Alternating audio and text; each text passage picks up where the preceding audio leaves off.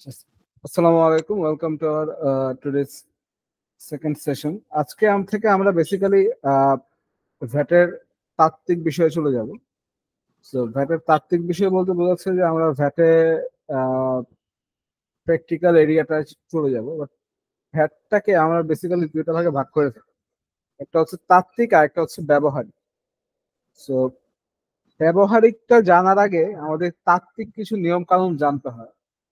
যেমন আজকে আমরা আমাদের যে সেশনটা শুরু করব সেটা হচ্ছে 2.1।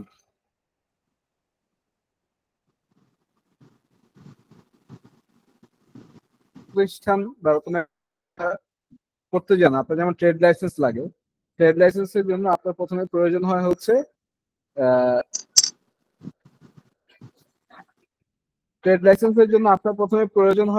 আপনার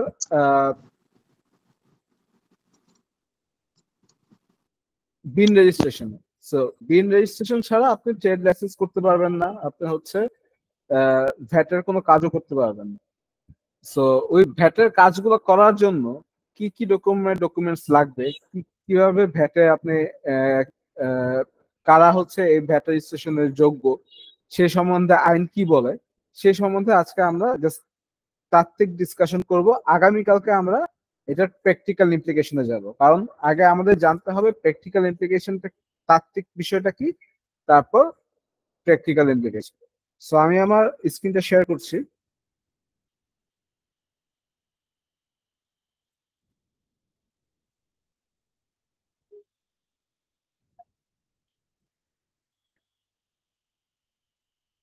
আচ্ছা, এটা একটা ডকুমেন্ট। এই ডকুমেন্টটা আমরা বেসিক্যালি আমি এবং আমার আরেকজন সহকলিগ মোহাম্মদ আব্দুল জলিল ভাই, এই দুজন মিলে বানাইছিলাম। এটা আমরা বেসিক্যালি বানাইছি আমাদের সামনে হচ্ছে VAT NBR certified VAT consultant exam আছে। ওই এক্সামের জন্য যারা প্রিপারেশন নিচ্ছে তাদের জন্য বেস করে হচ্ছে এই ডকুমেন্টসটা রেডি করা হয়েছে। সো এই ডকুমেন্টসে অলমোস্ট ভ্যাটের সব রকমের কোশ্চেন আনসার সবগুলোই দেয়া আছে। নর্মালি আপনারা যে কোনো বই দেখলে দেখবেন এই বইয়ের মধ্যে বিস্তারিত অনেক কিছু লেখা থাকে, যাতে আমরা ওই বই থেকে সামারাইজ জিস্ট জিনিসটা এখানে উঠায় নিয়ে আসছি। এবং এখানে আমাদের প্রথম যেটা টপিকটা আছে সেটা বলা হচ্ছে ভ্যাট নিবন্ধন বলতে কি বোঝায়, নিবন্ধন কত প্রকার ও কি কি, প্রত্যেক প্রকার নিবন্ধনের বর্ণনা করুন, ভ্যাট নিবন্ধন সংশ্লিষ্ট ফর্ম সমূহ আলোচনা করুন।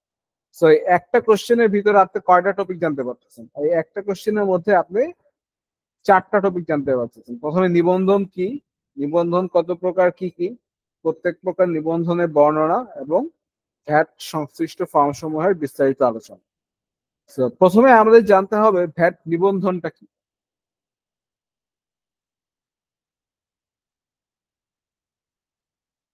সো ভ্যাট নিবন্ধন বলতে বলা হচ্ছে কোনো ব্যক্তিকে আইনের 4 ধারা অনুযায়ী তার ব্যবসা কার্যক্রম পরিচালনা করার জন্য জাতীয় রাজস্ব বোর্ডের নিয়ম অনুযায়ী শুল্ক পরিশোধের জন্য যে নথিভুক্ত হতে হয় তাকে সাধারণত নিবন্ধন বলা হয়।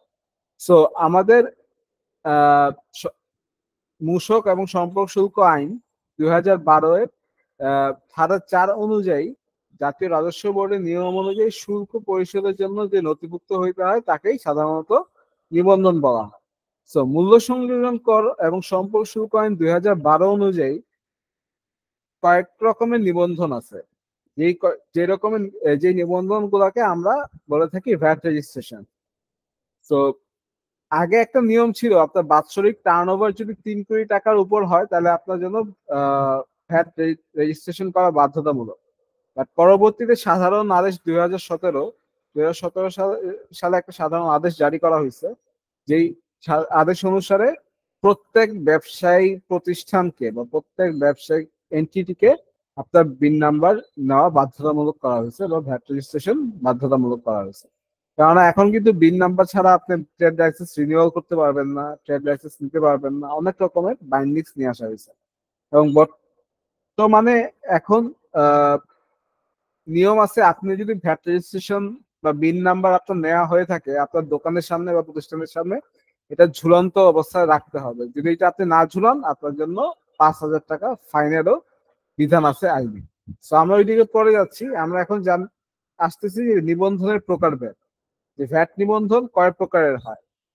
তো বলা হচ্ছে যে মূল্য সংযোজন আইন ও সম্পর্ক শুল্ক, মূল্য সংযোজন কর ও সম্পর্ক শুল্ক আইন 2012 অনুযায়ী নিম্নলিখিত শ্রেণীতে ভাগ করা হয়েছে, যেমন স্বাভাবিক নিবন্ধন, জেনারেল নিবন্ধন যেটা বা জেনারেল রেজিস্ট্রেশন যেটা বলা হচ্ছে, করযোগ্য পণ্যের সরবরাহকারী, করযোগ্য সেবা প্রদানকারী বা করযোগ্য পণ্যের আমদানি রপ্তানিকারক কর্তৃক মূসক আইনের বিদ্যমান বিধানের স্বাভাবিক নিয়ম অনুযায়ী বিভাগীয় কর্মকর্তার মাধ্যমে গৃহীত নিবন্ধনকে সাধারণ নিবন্ধন বলা হয়। আপনি করযোগ্য পণ্য, যে পণ্যটার উপর আপনার ভ্যাট দিতে হবে বা যে পণ্যটার উপর আপনার ভ্যাট আপনি দিচ্ছেন, ওই পণ্যটা আপনি যদি ক্রয় বিক্রয় করে থাকেন বা আমদানি রপ্তানি করে থাকেন, সেক্ষেত্রে আপনার সাধারণভাবেই কি করতে হবে, আপনার ভ্যাট রেজিস্ট্রেশন নিতে হবে। এবং এই ভ্যাট রেজিস্ট্রেশনটা কি করবে, সংশ্লিষ্ট বিভাগীয় কর্মকর্তা বরাবর আবেদন করবেন এবং ওইটার মাধ্যমে আপনি নিবন্ধন নিতে পারবেন। যদিও এখন ভ্যাটের অনলাইন সিস্টেম চলে আসছে, যেটাকে বলা হয় আইভাস সিস্টেম। সো আইভাস সিস্টেমে আপনি ভ্যাট নিবন্ধন করতে পারবেন অনলাইনে মূসক 2.1 ফিল আপ করে, এবং মূসক 2.1 ফিল আপ করার 72 ঘন্টার মধ্যে সংশ্লিষ্ট সার্কেল থেকে বা সংশ্লিষ্ট বিভাগীয় কর্মকর্তার অফিস থেকে আপনাকে ভ্যাট নিবন্ধন বা ভ্যাট রেজিস্ট্রেশন প্রদান করা হয়ে থাকে। সেকেন্ড হচ্ছে বাধ্যতামূলক নিবন্ধন। বাধ্যতামূলক নিবন্ধন কি বলা হয়েছে, যে কিছু পণ্য ও সেবাকে সাধারণ আদেশ 17 মূসক 2019 তারিখ 17 জুলাই 2019 খ্রিস্টাব্দ দ্বারা টার্নওভার নির্বিশেষে মূল্য সংযোজন কর সম্পর্ক শুল্ক আইন 2012 এর আওতায় যে নিবন্ধন করা হয় তাকে বাধ্যতামূলক নিবন্ধন বলে। ওই যে আমি কিছুক্ষণ আগে বললাম যে 2019 সালের জুলাই 17 তারিখ একটা সাধারণ আদেশ জারি করছে এনবিআর, যার আদলে আপনার নির্বিশেষে সকল ব্যবসায় প্রতিষ্ঠানকে তার টার্নওভার হোক না হোক মূসক নিবন্ধনের জন্য বাধ্যতামূলকভাবে একটা সার্কুলার জারি করছে। সো এসআরও আর হচ্ছে গিয়া জেনারেল অর্ডার, দুটার মধ্যে আমাদের তফাৎ জানতে হবে। সাধারণ আদেশ মানে জেনারেল অর্ডার। জেনারেল অর্ডার কে জারি করে? জেনারেল অর্ডার রাষ্ট্রপতি কর্তৃক জারি, মহামান্য রাষ্ট্রপতি কর্তৃক জারি হয়। আর এসআরও মানে হচ্ছে ইনস্টিটিউটেড রেগুলেটরি ইউনিট, এটা জারি হয় বাংলাদেশ এনবিআর থেকে। এনবিআর এর যে চিফ থাকে উনি হচ্ছে এই এসআরওটা জারি করে। সো সাধারণ আদেশ বা জেনারেল অর্ডার জারি করে হচ্ছে বাংলাদেশের মহামান্য রাষ্ট্রপতি। সো এই সাধারণ আদেশের নাম্বার 17 মূসক 2019-এর 17 জুলাই টার্নওভার নির্বিশেষে মূল্য সংযোজন করা সম্পর্ক শুল্ক আইনের নিবন্ধন করা বাধ্যতামূলক করা হয়েছে। এরপর নিবন্ধনে বলা হচ্ছে স্বেচ্ছা নিবন্ধন। স্বেচ্ছা নিবন্ধনে কি বলা হয়েছে? স্বেচ্ছা নিবন্ধনে বলা হয়েছে আইনের ধারা 8 ও বিধি 6 মোতাবেক বাধ্যবাধকতা না থাকা সত্ত্বেও কেউ যদি নিজে থেকে নিবন্ধন গ্রহণ করে তাহলে তাকে স্বেচ্ছা নিবন্ধন করা হয়। আপনার একটা ব্যবসা প্রতিষ্ঠান আছে, ছোটখাটো ব্যবসা প্রতিষ্ঠান, আপনার মানে বিন রেজিস্ট্রেশন না করলেও হয়। যেমন ফার্মাসি, যারা হচ্ছে ডায়াগনস্টিক সেন্টার, হসপিটাল, স্কুল, তাদের ক্ষেত্রে কিন্তু আপনার ভ্যাট রেজিস্ট্রেশন বাধ্যতামূলক না। আর তারা যদি চায় কোনো পারপাসে ভ্যাট রেজিস্ট্রেশন করতে, তারা ওই ভ্যাট রেজিস্ট্রেশনটা করতে পারে। এই ভ্যাট রেজিস্ট্রেশনটাকে বলা হয়েছে স্বেচ্ছা নিবন্ধন, এবং এটা সম্পর্ক শুল্ক আইন মূল্য সংযোজন করা সম্পর্ক শুল্ক আইন 2012 ধারা 8 বিধি 6 মোতাবেক এই নিবন্ধনটাকে স্বেচ্ছা নিবন্ধন বলা হচ্ছে। তারপর বলা হচ্ছে কেন্দ্রীয় নিবন্ধন, সেন্ট্রাল রেজিস্ট্রেশন। সো সেন্ট্রাল রেজিস্ট্রেশনটা কি? কেন্দ্রীয় নিবন্ধন হচ্ছে বিধিমালা সংক্রান্ত প্রজ্ঞাপন নাম্বার আইন 2263, আইন 2019/79 মূসক 18/2019 খ্রিস্টাব্দ মোতাবেক যদি কোনো উৎপাদনকারী এক বা একাধিক স্থান হইতে অভিন্ন বা সমজাতীয় পণ্য উৎপাদন পূর্বক সরবরাহ করার জন্য যে নিবন্ধন গ্রহণ করে তাকে কেন্দ্রীয় নিবন্ধন বলে। মনে করেন আপনার একটা ফ্যাক্টরি আছে, আপনার একটা হেড অফিস আছে, আপনার একটা সেলস সেন্টার আছে।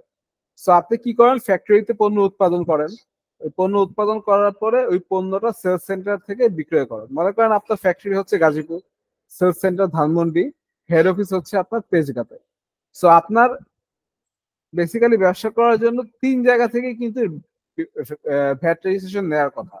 বাট আপনি কি করবেন, যদি আপনার সমজাতীয় পণ্য উৎপাদন করেন, মানে একই পণ্য, সেক্ষেত্রে আপনি সেন্ট্রাল রেজিস্ট্রেশন নিতে পারেন। মানে আপনার হেড অফিসের অ্যাড্রেসে ভ্যাট রেজিস্ট্রেশন নিতে পারেন, এবং ওই ভ্যাট রেজিস্ট্রেশনের আন্ডারে আপনি আপনার সেলস অফিস এবং ফ্যাক্টরি অ্যাড্রেস দুইটাই এখানে অ্যাড করে দিতে পারেন, যেটাকে বলা হয় আমাদের কেন্দ্রীয় নিবন্ধন। এবং কেন্দ্রীয় নিবন্ধন এটা যে প্রজ্ঞাপনটা জারি করা হয়েছিল সেটার নাম্বার ছিল 263, আইন হচ্ছে 2019 সালে মূসক হচ্ছে ৭৯ নাম্বার।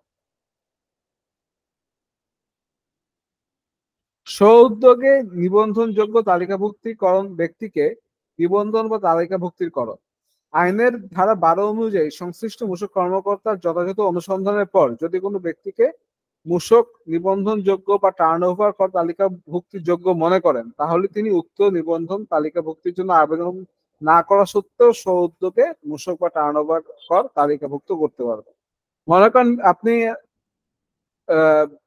বিন রেজিস্ট্রেশনের যোগ্য, আপনি বিন রেজিস্ট্রেশন করে থাকেন, কিন্তু আপনি বিন রেজিস্ট্রেশন করেন নাই বা ভ্যাট রেজিস্ট্রেশন করেন নাই, কিন্তু ভ্যাট কর্মকর্তা আপনার দোকান বা আপনার ফ্যাক্টরি রেড দিচ্ছে বা অভিযান চালাচ্ছে, অভিযান চালায় দেখছে যে আপনার বিন রেজিস্ট্রেশন আপনি করতে পারতেছেন, কিন্তু বিন রেজিস্ট্রেশনের আছে বাইরে গেছে আসবে। সো বলা হচ্ছে যে এখানে যদি আপনার আপনাকে যদি টার্ন ওভার বা তালিকাভুক্ত মনে করেন যে না আপনি তালিকাভুক্ত, তাহলে উনি কি করবেন, উনি নিজ থেকে আপনার বিন রেজিস্ট্রেশন করে দিবেন। সেক্ষেত্রে আপনাকে আর আপনি আপিল করবেন নাকি করবেন না সেগুলো উনি আর দেখবেন না, উনি হচ্ছে স্ব উদ্যোগে ওনার নিজের ক্ষমতা বলে তালিকাভুক্তি করা দিবেন।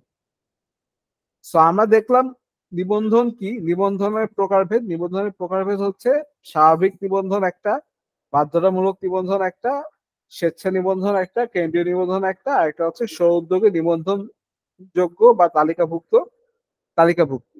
টোটাল 5 টাইপের নিবন্ধন আমাদের এখানে আমরা করে থাকি ভ্যাটের ক্ষেত্রে।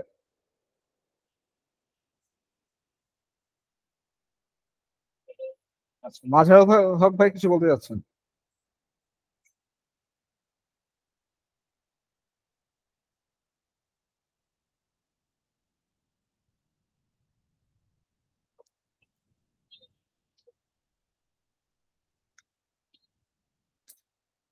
ওকে, মাঝার ভাই কিছু বলতে যাচ্ছেন?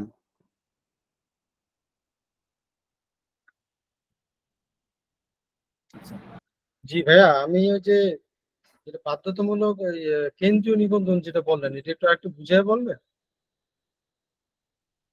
কেন্দ্রীয় নিবন্ধনটা হ্যাঁ, কেন্দ্রীয় নিবন্ধনটা ধরেন আমার ফ্যাক্টরি গাজীপুরে, হেড অফিস তেজগাঁও, আমাদের মনে করেন বিভিন্ন জায়গায় আমাদের সেল সেন্টার আছে, আপনি সেটা কেন্দ্রীয় আমরা নিবন্ধন আমরা দিতে নিজেরা পারবেন। বিক্রি করি, আবার আমরা ডিলারকেও সাপ্লাই করি। মানে এই ধরনের একটা এটা যদি বলতেন তাহলে ভালো। আপনার যদি সমজাতীয় পণ্য হয়, মনে করেন আপনি রেডিমেড গার্মেন্ট মানে কসমেটিক্স উৎপাদন করেন, জি কসমেটিক্স তো সমজাতীয় পণ্য। এখন কসমেটিক্স উৎপাদন করেন, আবার এদিক দিয়ে জুতা উৎপাদন করেন, এদিক দিয়ে কাপড় উৎপাদন করেন, জি। সেক্ষেত্রে কিন্তু আবার সমজাতীয় পণ্য হলো না। এখানে বলা হয়েছে যে সমজাতীয় পণ্য যদি আপনি উৎপাদন করেন, মানে যদি আপনি কসমেটিক্স উৎপাদন করেন, সেক্ষেত্রে আপনার ফ্যাক্টরি যদি গাজীপুরেও হয়, আপনার সেলস সেন্টার যদি একাধিক স্থানে হয়, আপনার হেড অফিস যদি তেজগাঁতে হয়, তাহলেও আপনি একটা রেজিস্ট্রেশন বা সেন্ট্রাল রেজিস্ট্রেশনের আন্ডারে সবগুলোকে কভার করতে পারবেন। বাট আপনার উৎপাদিত পণ্য যদি সমজাতীয় না হয়, বিভিন্ন রকমের হয়ে থাকে, সেক্ষেত্রে আবার আলাদা আলাদা রেজিস্ট্রেশনটা নিতে হবে। আচ্ছা আচ্ছা। সেক্ষেত্রে সমজাতীয় হইলেও তো আমরা ফ্যাক্টরি থেকে ভ্যাটের ক্ষেত্রে তো ওইখানেও দিবে, আবার আমরা যখন বিক্রি ক্ষেত্রে তো দুইভাবেই তো দেওয়া লাগে, উৎপাদন না, পর্যায়ে আর বিক্রয় উৎপাদন পর্যায়ে। পর্যায়ে না ভ্যাট দেওয়া এক কথা, আপনি উৎপাদন পর্যায়ে ভ্যাট দিতে পারেন, কিন্তু রেজিস্ট্রেশন ভ্যাট হ্যাঁ, রেজিস্ট্রেশন নাম্বারটা হচ্ছে কি আপনার সেন্ট্রালি একটাই থাকবে, সেম আপনি সেম থাকবে, সেম একটাই সারা থাকবে, বাংলাদেশে তো। একটাই থাকবে, ওইটাই আপনি বিভিন্ন জায়গা থেকে দিতে পারেন। আপনি যদি উৎপাদন স্থল থেকে ভ্যাট দেন, ওই একদিনের এগেনস্টে দিবেন। আপনি সেলস সেন্টার থেকে ভ্যাট দিলে ওই একদিন নাম্বারের এগেনস্টে দিবেন। ঠিক আছে। তারপর বলা হচ্ছে ভ্যাট নিবন্ধনের ফর্ম সমূহ। ভ্যাট নিবন্ধনের ক্ষেত্রে কি কি ফর্ম আমাদের লাগে? তো তালিকাভুক্তির আবেদন সমূহ, প্রথমে তালিকাভুক্ত আবেদন করতে হয় যে ফর্ম মূসক 2.1।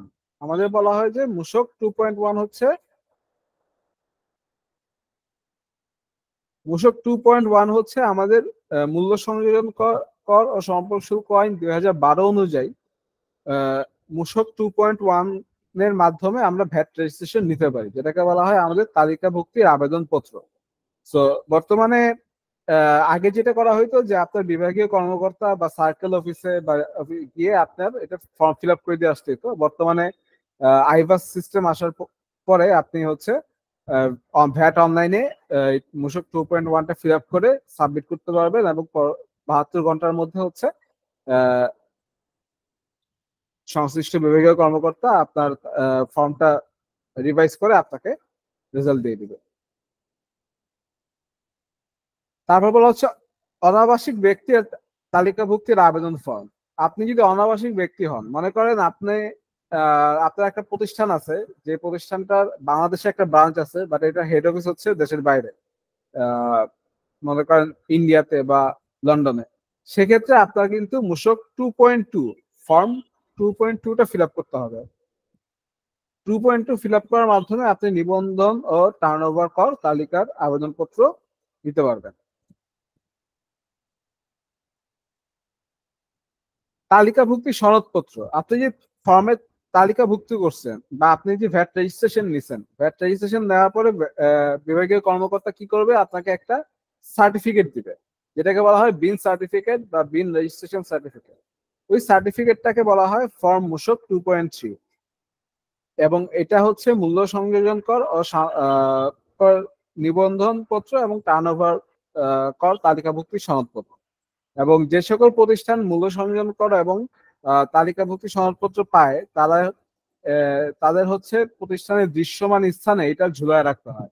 আইনে বলা আছে, যদি কোনো আপনি ঝুলায় রাখতে না রাখেন বা দৃশ্যমান স্থানে এটাকে আপনি প্রদর্শিত না করেন, সেক্ষেত্রে আপনার 5,000 টাকা জরিমানার বিধান আছে।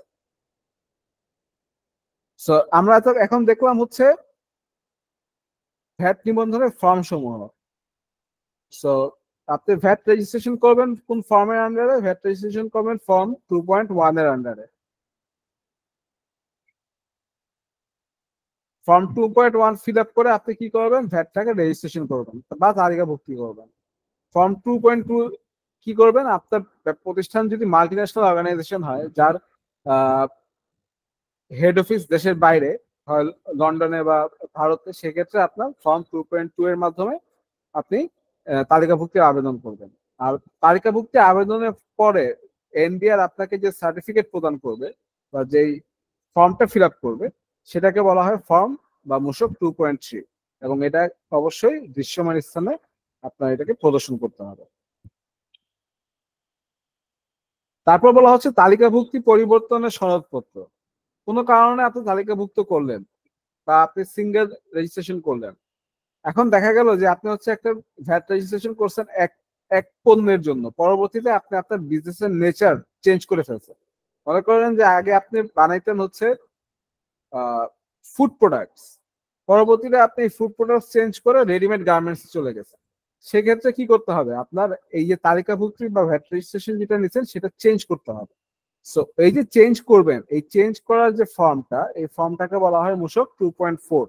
সো মূসক 2.4 এর মাধ্যমে আপনি কি করতে পারতেছেন, মূল্য সংযোজন করে নিবন্ধনের টার্নওভার কর ও তালিকাভুক্তি বাতিল ও কর প্রকৃতি পরিবর্তনের আবেদন করতে পারতেছেন। আবার অনেক সময় দেখা যায় যে আপনার ব্যবসা প্রতিষ্ঠানে আপনি লস খাইছেন, আপনার ব্যবসা প্রতিষ্ঠান বিজনেস রান নাই, আপনি যখনই বিন রেজিস্ট্রেশন করবেন তখনই কিন্তু আপনার ভ্যাট রিটার্ন দেওয়া আপনার জন্য বাধ্যতামূলক হয়ে যাবে। যদিও বর্তমানে যে অর্থ আইন পাস হয়েছে জাতীয় সংসদে, সেখানে হচ্ছে 15 তারিখ থেকে এটা 25 তারিখ পর্যন্ত বর্ধিত করা হয়েছে। সো এই 25 তারিখের মধ্যে গত মাসের ভ্যাট রিটার্ন আপনার অবশ্যই সাবমিট করতে হবে। যদি আপনি ভ্যাট রিটার্ন সাবমিট না করেন, আপনার 5,000 টাকা জরিমানা করা হবে।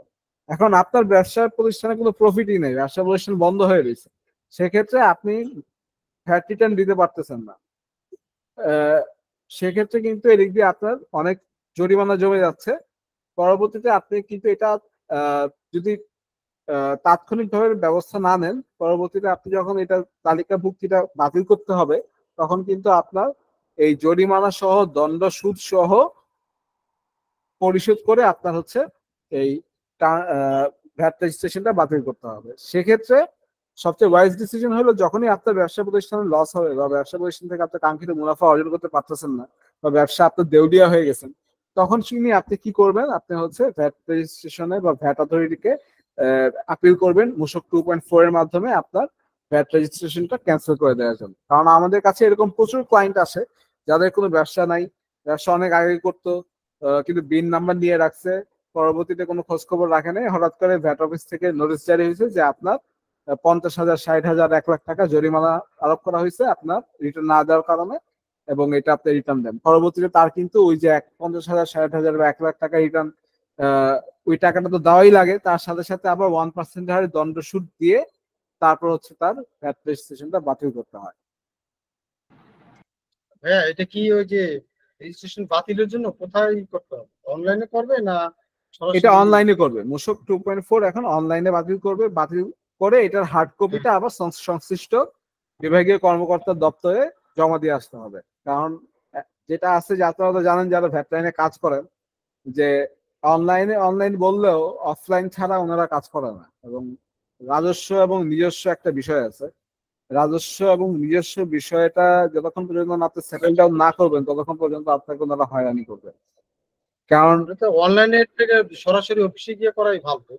না, আপনার আইনে আছে আপনার অনলাইনে করতে হবে, আইন অনুযায়ী আপনার অনলাইনে এটা করতে হবে, তারপর আপনার এটা হার্ড কপি প্রিন্ট করে আপনার অফিসে নিয়ে এটা জমা দিয়ে আসবেন। অফিসে গিয়ে আপনি করতে পারবেন না, কারণ আইনে অফিসে করার বিধান দেওয়া নাই। হ্যাঁ। আমার যে মাসে বন্ধ হয়েছে আমার কি সেই মাসেই করতে হবে না যে আরো মনে আগে? করেন আপনি দেউলিয়া হইছেন, আদালত কর্তৃক আপনি দেউলিয়া ঘোষিত হয়ে গেছেন, বা আপনার ব্যবসা, আপনার এখানে এটা বন্ধ করতে গেলে অবশ্যই আপনি আদালত কর্তৃক দেউলিয়া ঘোষিত হয়েছেন এই মর্মে একটা সার্টিফিকেশন দিতে হবে। সো আপনি যেই না মাসে না, আমি আদালত, তো দেউলিয়া হইনি, আমার ব্যবসা হয়েছিল কিন্তু চলতেছে, আমি বন্ধ করে দিচ্ছি। আমার না ভ্যাট আপনি রেজিস্ট্রেশন যে ভিন্ন বন্ধ ব্লক। করতেছেন আপনাকে তো একটা এভিডেন্স দেখাতে হবে যে ভ্যাট অথরিটিকে যে আমি এটা বন্ধ করতে যাচ্ছি। আর ভ্যাট অথরিটি চাইলেই তো আর বন্ধ করতে পারবেন না। আপনি হচ্ছে আপনার ব্যবসা আপনি এদিক দিয়ে করতেছেন, আহ, কিন্তু আহ, আপনি ভ্যাট দিচ্ছেন না। এখন আপনি বাংলাদেশের নিয়ম অনুযায়ী হচ্ছে আপনি যখন কোনো ব্যবসা প্রতিষ্ঠান পরিচালনা করবেন, ব্যবসা প্রতিষ্ঠান পরিচালনা করার পরে ভ্যাট রেজিস্ট্রেশন করতে গেলে আপনার আদালত কর্তৃক নিজেকে প্রতিষ্ঠানকে দেউলিয়া ঘোষণা করে ওইটা সার্টিফিকেশন নিয়ে আপনার আবেদন করতে হবে, তাহলে হচ্ছে ভ্যাটের তালিকাভুক্তি সনদপত্রটা বাতিল হয়ে যাবে। তো এখানে বলা হচ্ছে আপাতত নিবন্ধন সংশ্লিষ্ট ফর্মগুলোই ব্যবহার করা হচ্ছে। ফর্ম ব্যবস্থাপনায় নতুন কোনো নির্দেশনা আসলে আরো কিছু ফর্ম ভ্যাট অনলাইন সিস্টেমে আপডেট করার সম্ভাবনা আছে। এই ফর্মগুলো মূলত অনলাইনে পূরণ করতে হয়। নতুন কোনো ফর্ম আসলে মূসক আসলে পুনরায় আহ, সংশ্লিষ্ট ফর্ম মূসকের সাথে সংযুক্ত করা হবে।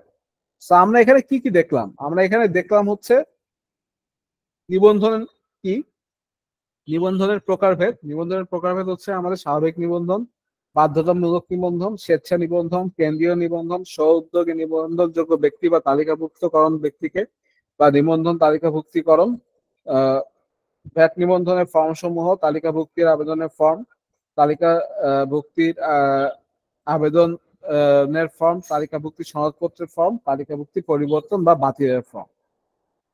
এখন প্রশ্ন হচ্ছে দ্বিতীয় দ্বিতীয় প্রশ্নে বলা হচ্ছে কখন নিবন্ধন গ্রহণ করতে হবে, কাদের জন্য নিবন্ধিত হওয়া বাধ্যতামূলক, এবং কাদের নিবন্ধন হতে অব্যাহতি দেওয়া হয়েছে, এই তিন ব্যতীত কিভাবে ভ্যাট রেজিস্ট্রেশন করা যায়। তো প্রথমটা হচ্ছে নিবন্ধন গ্রহণের সময় আপনি কখন নিবন্ধন গ্রহণ করবেন বা আপনি কখন ভ্যাট রেজিস্ট্রেশন করবেন। বলা হয়েছে মূল্য সংযোজন কর ও সম্পর্ক শুল্ক আইন 2012 এর ধারা 2 এর উপধারা 57 অনুযায়ী কোন প্রতিষ্ঠানের টার্নওভার 3 কোটি টাকা অতিক্রম হলে তাকে ভ্যাটের আওতায় নিবন্ধন গ্রহণ করতে হবে। সো এটা আগে ছিল, প্রথমে যেটা নিয়মটা করা হয়েছিল সেটা করা হয়েছিল মূল্য সংযোজন কর ও সম্পর্ক শুল্ক আইন 2012 এর ধারা 2 এর ধারা আপু সামনের লাইট বন্ধ করে দিন খালি বলা হয়েছে মূল্য সংযোজন কর সম্পর্ক শুল্ক আইন 2012 এর ধারা 2 এর উপধারা 57 অনুযায়ী কোন প্রতিষ্ঠানের টার্নওভার 3 কোটি টাকা অতিক্রম হলে তাকে ভ্যাটের আওতায় নিবন্ধন গ্রহণ করতে হবে। আপনার প্রতিষ্ঠানের টার্নওভার বাৎসরিক যদি 3 কোটি টাকা অতিক্রম হইতো তাহলে আপনার ভ্যাট রেজিস্ট্রেশন নিতে হইতো। পরবর্তীতে কিন্তু সাধারণ আদেশ 17-তে কিন্তু এটা বলা হয়েছে সবার জন্য এটা বাধ্যতামূলক করে দেওয়া হয়েছে। সেকেন্ড অপশন হচ্ছে যাদের জন্য নিবন্ধন হওয়া বাধ্যতামূলক। কাদের জন্য নিবন্ধন হওয়া বাধ্যতামূলক? মূল্য সংযোজন কর ও সম্পর্ক শুল্ক আইন 2012 এর ধারা 4 অনুযায়ী যাদের জন্য নিবন্ধন হওয়া বাধ্যতামূলক করা হয়েছে তাদের তালিকা নিম্নরূপ। যদি কোনো ব্যক্তির প্রাক্কলিত টার্নওভার উক্ত মাসের পূর্ববর্তী মাস শুরু হইতে পরবর্তী 1 বৎসর সময় 3 কোটি টাকা অতিক্রম করে, মনে করেন আপনি কোনো একটা ব্যবসা করতেছেন, ব্যবসা এই এই মাসে আপনি ব্যবসাটা শুরু করছেন, এই মাস থেকে আগামী বছরের জুন মাসে যদি আপনার বাৎসরিক টার্নওভার 3 কোটি টাকা অতিক্রম করে তাহলে আপনার বাধ্যতামূলকভাবে ভ্যাট রেজিস্ট্রেশন নিতে হবে। যদি কোনো ব্যক্তি টার্নওভার উক্ত মাসের পূর্ববর্তী মাসের শেষে সমাপ্ত 1 বছর সময় 3 কোটি টাকা অতিক্রম করে, যেটা আমি কিছুক্ষণ আগে বললাম, তারপর যদি কোনো ব্যক্তি সম্পর্ক শুল্ক আরোপযোগ্য পণ্য বা সেবা প্রস্তুত বা আমদানি করেন, সাপ্লিমেন্টারি ডিউটি বা সম্পর্ক শুল্ক ইম্পোজ আছে এমন কোনো পণ্য যদি আপনি সরবরাহ করেন, সাপ্লাই করেন, ম্যানুফ্যাকচারিং করেন অথবা ইম্পোর্ট করেন, তাহলে আপনার জন্য ভ্যাট রেজিস্ট্রেশন করা বাধ্যতামূলক। যদি কোনো ব্যক্তি টেন্ডারে অংশগ্রহণের মাধ্যমে বা কোনো চুক্তি বা কার্যাদেশের বিপরীতে পণ্য বা সেবা উভয় সরবরাহ করেন, যদি কোনো ব্যক্তি টেন্ডার মানে কোনো ব্যক্তি হচ্ছে টেন্ডার, আপনি কোনো টেন্ডারে অংশগ্রহণ করতে যাচ্ছেন বা কোনো একটা কার্যাদেশের এগেনস্টে আপনি কাজ করতেছেন, সো ওই টেন্ডার বা কার্যাদেশের এগেনস্টে আপনার কি করতে হবে? ভ্যাট রেজিস্ট্রেশন অবশ্যই নিতে হবে। যদি কোনো ব্যক্তি আমদানি রপ্তানি ব্যবসায় নিয়োজিত থাকেন, আপনি যদি ইম্পোর্ট এক্সপোর্ট বিজনেসে করে থাকেন, আপনার জন্য ভ্যাট রেজিস্ট্রেশন নেওয়া বাধ্যতামূলক। না হলে আপনি ইআরসি এবং আইআরসি, যেটাকে বলা হয় ইম্পোর্ট রেজিস্ট্রেশন সার্টিফিকেট এবং এক্সপোর্ট রেজিস্ট্রেশন সার্টিফিকেট, এগুলো আপনি পাবেন না যদি আপনার বিন সার্টিফিকেশন না থাকে। তারপর বলা হচ্ছে মোস্ট ইম্পর্টেন্ট, জাতীয় রাজস্ব বোর্ডের সাধারণ আদেশ 17 মূসক 2019 তারিখ 17 জুলাই 2019 দ্বারা নির্দিষ্ট ভৌগোলিক এলাকায় বা নির্দিষ্ট পণ্য বা সেবা সরবরাহ প্রস্তুত আমদানি সংশ্লিষ্ট অর্থনৈতিক কার্যক্রমে নিয়োজিত থাকেন, তাদের সবার জন্য হচ্ছে ভ্যাট নিবন্ধন হওয়া বাধ্যতামূলক করে দেওয়া হয়েছে। এখানে বলা হয়েছে যে আপনার নির্দিষ্ট ভৌগোলিক এলাকায়, ভৌগোলিক এলাকা মানে নির্দিষ্ট সার্কেলে নির্দিষ্ট কোনো পণ্য বা সেবা, নির্দিষ্ট পণ্য বা সেবা বলছে যদিও যে পণ্য বা সেবাগুলো হচ্ছে আপনার এসডি এবং ভ্যাটেবল, ওই পণ্য বা সেবাগুলোর কথা বলা হয়েছে। এগুলো যদি আপনি প্রস্তুত আমদানি বা এগুলোর অর্থনৈতিক কার্যক্রমে আপনি নিয়োজিত থাকেন, এখানে কিন্তু আপনার কোনো টার্নওভারের কথা বলা হয় নাই, 3 কোটি টাকা টার্নওভারের কথা বলা হয়নি। বলা হয়েছে আপনি নির্দিষ্ট কোনো ভৌগোলিক এলাকায় ভ্যাটেবল বা সাপ্লিমেন্টারি ডিউটি ইম্পোজ হয় এরকম কোনো পণ্য প্রস্তুত সেবা বা সরবরাহের ক্ষেত্রে যদি নিয়োজিত থাকেন, সেক্ষেত্রে আপনার জন্য ভ্যাট রেজিস্ট্রেশন হওয়া বাধ্যতামূলক। সো এই কয়টা পয়েন্ট হচ্ছে আপনাদের জন্য কারা কারা ভ্যাট রেজিস্ট্রেশন বাধ্যতামূলক, এটা এখানে বলা হয়েছে। মোদ্দা কথা হচ্ছে ভ্যাটেবল পণ্য বা সাপ্লিমেন্টারি ডিউটিয়েবল পণ্য সেবা সরবরাহ প্রস্তুত যারাই করতে যান না কেন, তাদের সবার জন্য হচ্ছে ভ্যাট রেজিস্ট্রেশন বাধ্যতামূলক। এবং ভ্যাট রেজিস্ট্রেশন যদি আপনি নেন, আপনার জন্য ভ্যাট রিটার্ন সাবমিট করাটাও বাধ্যতামূলক। এখন আমরা দেখবো যাদের জন্য ভ্যাট নিবন্ধন হতে অব্যাহতি দেওয়া হয়েছে, যাদেরকে ভ্যাট নিবন্ধন হইতে অব্যাহতি দেওয়া হয়েছে, যাদের ভ্যাট নিবন্ধন দেওয়া লাগবে না। বলা হয়েছে মূল্য সংযোজন কর ও সম্পর্ক শুল্ক আইন 2012 অনুযায়ী যাদেরকে নিবন্ধন হইতে অব্যাহতি দেওয়া হয়েছে তাদের তালিকা নিম্নরূপ। যে সকল ব্যক্তি বা প্রতিষ্ঠান করযোগ্য নয় এমন পণ্য বা সেবা সরবরাহ করে থাকে। যে সকল ব্যক্তি বা প্রতিষ্ঠান করযোগ্য নয় মানে যাদের কোনো ট্যাক্স দেওয়া লাগে না, যেমন আপনার diagnostic centre, hospital, educational institution, কোনো চ্যারিটেবল অর্গানাইজেশন, তাদের ক্ষেত্রে কিন্তু আপনার কোনো ট্যাক্স দেওয়া লাগে না বা কর্পোরেট ট্যাক্স দেওয়া লাগে না, তাদের ক্ষেত্রে আপনার ভ্যাট রেজিস্ট্রেশন বাধ্যতামূলক না। যে তাহলে সকল ওই যে ডায়াগনস্টিক সেন্টার যারা আছে ওদের তো ভ্যাট নিবন্ধনও লাগবে না। ডায়াগনস্টিক সেন্টারের ক্ষেত্রে ভ্যাট নিবন্ধনটা হচ্ছে বাধ্যতামূলক না, বা তারা যদি চায় তারা স্বেচ্ছায় নিতে পারে। স্বেচ্ছায় তো কেউ নিতে চাবে না, তাহলে ওদের লাগবে না, ওরা ইয়েও দিবে রান্নাঘর কি তাদের ক্ষেত্রে হচ্ছে এখানে নিয়ম আছে, আপনি ডায়াগনস্টিক সেন্টারের সাথে যদি ফার্মেসি ইউজ করেন, ডায়াগনস্টিক সেন্টারের সাথে যদি আপনার ফার্মেসি থাকে তাহলে আপনার ভ্যাট রেজিস্ট্রেশন নিতে হবে। আর শুধুমাত্র যদি আপনার ডায়াগনস্টিক সেন্টার হয় এবং ডায়াগনস্টিক সেন্টারের সাথে হাসপাতাল থাকে তাহলে আপনার ভ্যাট রেজিস্ট্রেশন নেওয়া লাগবে না। কিন্তু আপনার ডায়াগনস্টিক সেন্টার আছে, এর সাথে আপনার ফার্মেসি আছে, এর সাথে আপনার হসপিটাল আছে, সেক্ষেত্রে আবার আপনার ভ্যাট রেজিস্ট্রেশন নিতে হবে। মানে ফার্মেসিটা থাকলে নিতে হবে। ফার্মেসিটা থেকে নিতে হবে। আচ্ছা, ফার্মেসি না থাকলে যে আপনাদের ডায়াবেটিস হসপিটাল, তাহলে তো আমার নিবন্ধন লাগতেছে না, তাহলে আমার তো মনে হয় ভ্যাটের রিটার্নও তো জমা দেওয়া লাগে। আপনার ভ্যাট রেজিস্ট্রেশন না থাকলে রিটার্ন দেওয়ার তো প্রশ্নই ওঠে না, তাহলে বিন প্রশ্নই আসে নাম্বারই না। নেই, আপনি কিসের বেসিসে রিটার্ন দেবেন? ঠিক আছে। তারপর বলা হচ্ছে যে সকল ব্যক্তি বা প্রতিষ্ঠান করযোগ্য পণ্য বা সেবা সরবরাহের ক্ষেত্রে বার্ষিক টার্নওভার 3 কোটি টাকার কম, সাধারণত এই সকল প্রতিষ্ঠানকে ভ্যাট নিবন্ধন হতে অব্যাহতি দেওয়া হয়েছে। যদিও এই ক্লজটা এখন আর অ্যাপ্লিকেবল না, বাট এটা আগে আইনে বলা হয়েছে, আইনে এটা সংশোধনও আনা হয়নি, বাতিলও করা হয়নি। বলা হয়েছে যে যে সকল ব্যবসা ভাইয়া স্ক্রিন দেখতে পাই না তো, স্ক্রিন শেয়ার দেন নাই? না, স্ক্রিন দেখা যাচ্ছে। আমি কোনো স্ক্রিন দেখতেছি না, শুধুমাত্র স্ক্রিন তো আপনার। দেখা যাচ্ছে, আমরা দেখতে পাচ্ছি আপনি তো। বের হয়ে আবার ঢুকেন।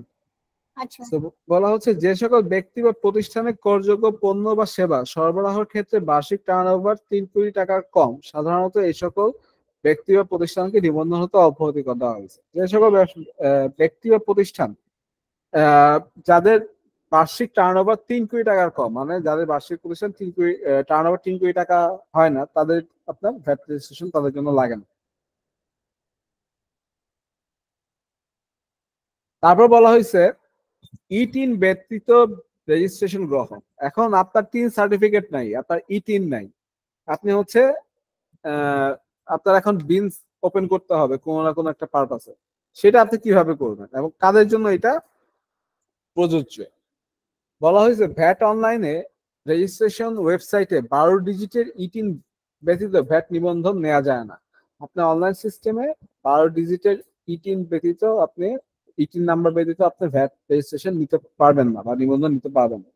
কিন্তু বাংলাদেশে কার্যক্রম করেছেন এমন কিছু সংস্থা বা প্রতিষ্ঠানের জন্য ই-3 নেবার কোনো আবশ্যকতা নেই বলে প্রতিষ্ঠানসমূহ জানিয়েছেন। যেমন সরকারি বিভিন্ন প্রতিষ্ঠান, সরকারি যেগুলো প্রতিষ্ঠান যারা হচ্ছে পুরোপুরি সরকারি প্রতিষ্ঠান, যাদের হচ্ছে আপনার ই-3 নাই কিন্তু তারা কোনো পারপাসে বিন রেজিস্ট্রেশন ওপেন করতে হচ্ছে, তারা এটা করতে পারবে। বিভিন্ন ধরনের এনজিও, যে এনজিও যারা হচ্ছে সমাজ উন্নয়নমূলক কর্মকাণ্ড করে, সেক্ষেত্রে তাদের 3 সার্টিফিকেট না থাকলেও তারা বিন রেজিস্ট্রেশন করতে পারবে।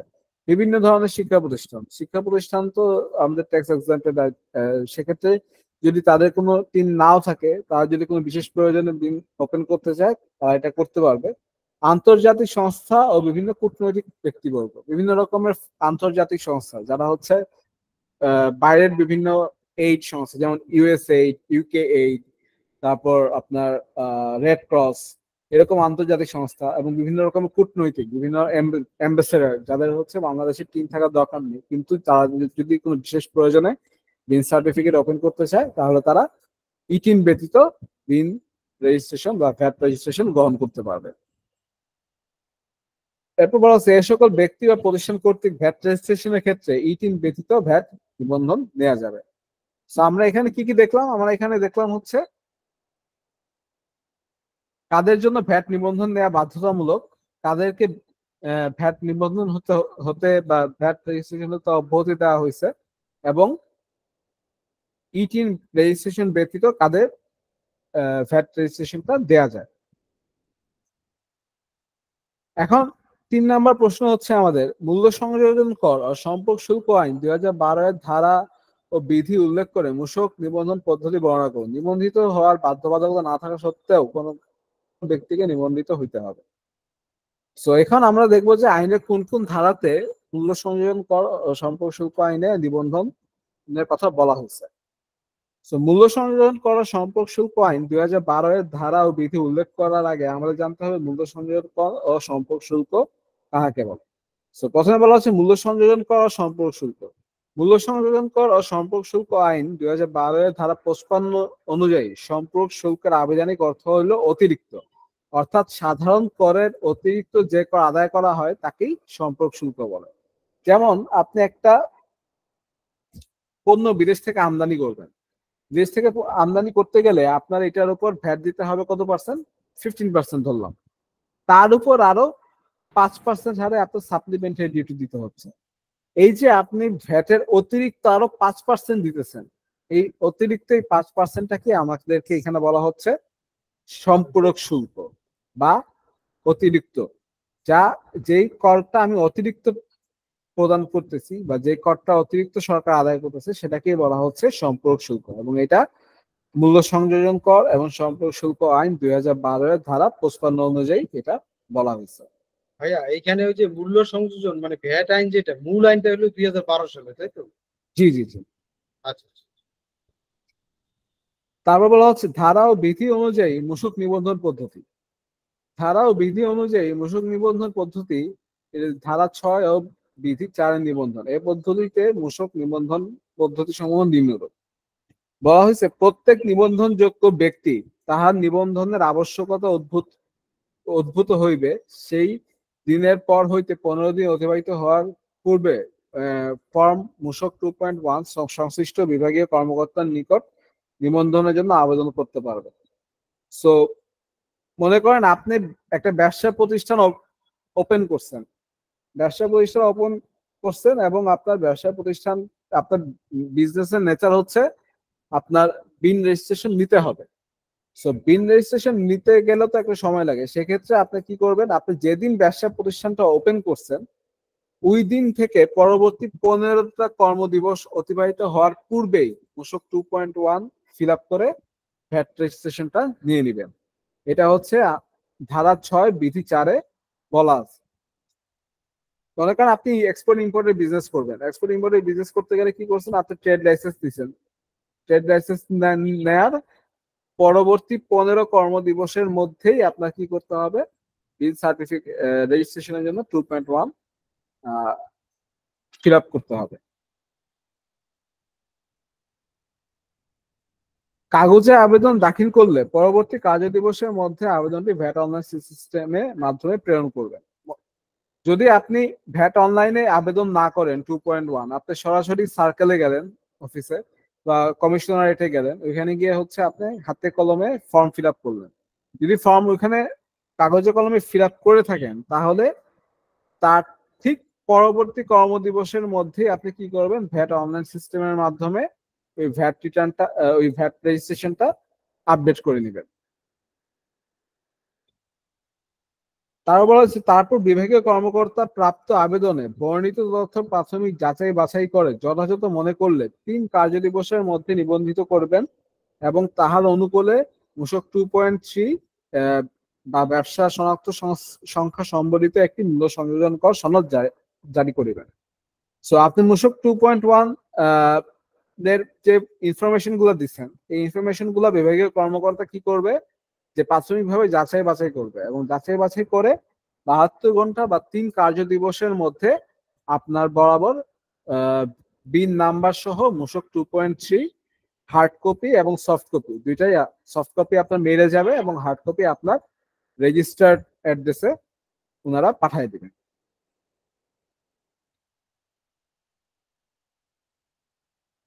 তারপর বলা হচ্ছে যে সকল ব্যক্তিকে বাধ্যতামূলকভাবে নিবন্ধিত হইতে হবে।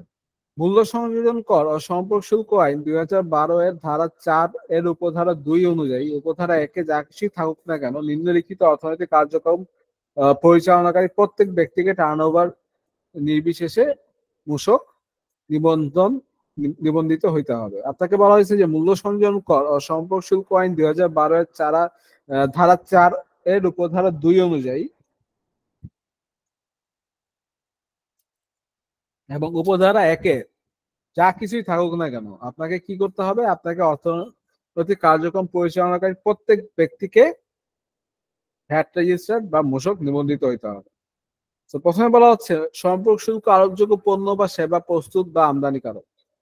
আপনার ওই প্রথমেই বললাম যে সকল পণ্যের উপর আপনার সাপ্লিমেন্টারি ডিউটি আছে, এই ডিউটি গুলি আপনি কি করতেছেন, পণ্য বা সেবা প্রস্তুত করতেছেন বা আমদানি করতেছেন, সেই ক্ষেত্রে আপনার অবশ্যই বিন রেজিস্ট্রেশন নিতে হবে। কোন টেন্ডারে অংশগ্রহণের মাধ্যমে কোন চুক্তি বা কার্যাদেশের বিপরীতে বা উভয় সরবরাহকারী ক্ষেত্রে আপনি কোনো টেন্ডার নিতে গেলে অবশ্যই আপনার টেন্ডার সাবমিশনের আগে বিন ব্যবসায় নিয়োজিত ব্যক্তি, আপনি যদি আমদানি রপ্তানি ব্যবসায় নিয়োজিত থাকেন তাহলে অবশ্যই আপনার ভ্যাট রেজিস্ট্রেশনটা নিতে হবে।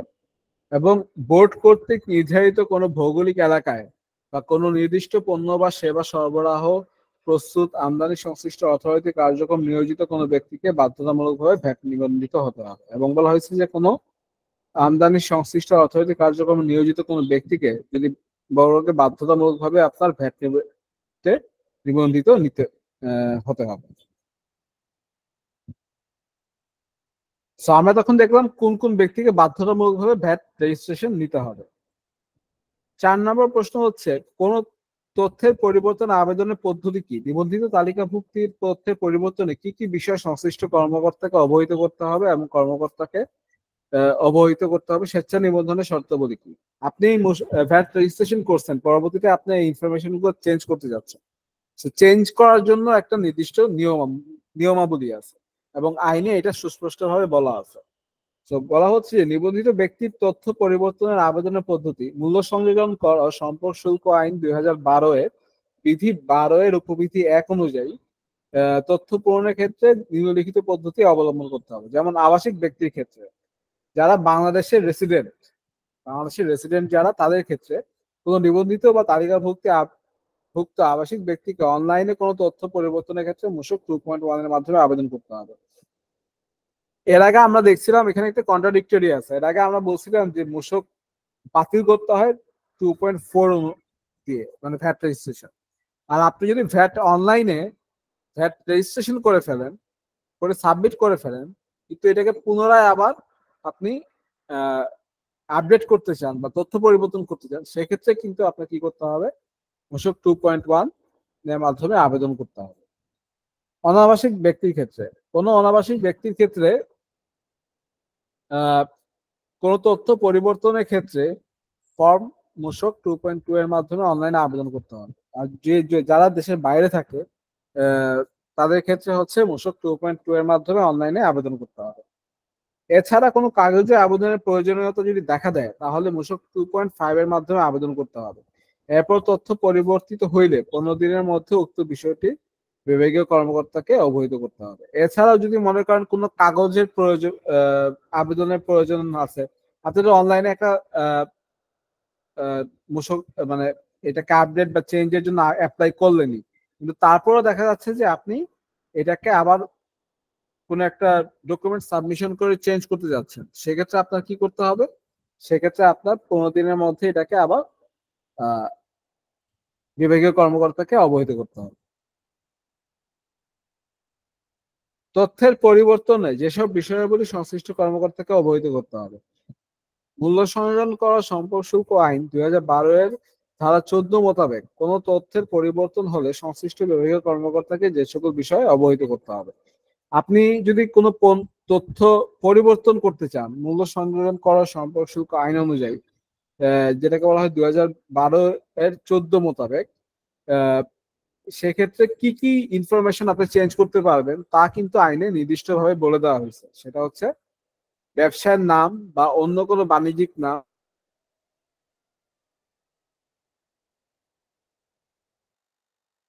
ভ্যাট নিচ্ছেন, পরবর্তীতে এই বিজনেসের নেম চেঞ্জ করছেন বা মালিকানা চেঞ্জ হয়েছে বা বিজনেসের প্যাটার্ন চেঞ্জ করছেন, তাহলে কি করতে হবে? আপনার এই 2.1টা পরিবর্তন করতে হবে।